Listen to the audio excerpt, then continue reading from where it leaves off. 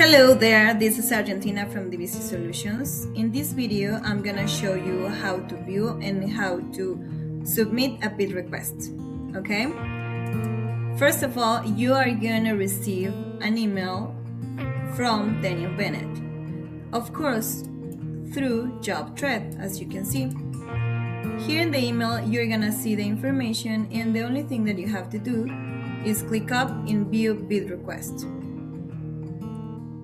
Okay, now it's gonna take you automatically to your job thread portal, and then you can see our logo here, and here is gonna be the bid request. You will find more details about the scope of work, and the only thing that you have to do is type the amount of money.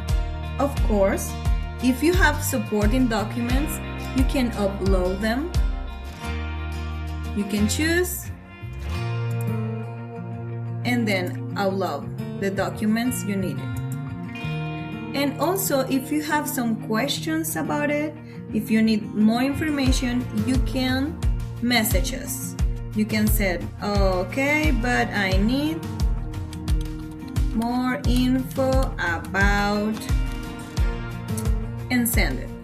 But if you already have the information you needed and you have the bid request ready, you just have to submit it. Okay, that will be all. Thank you.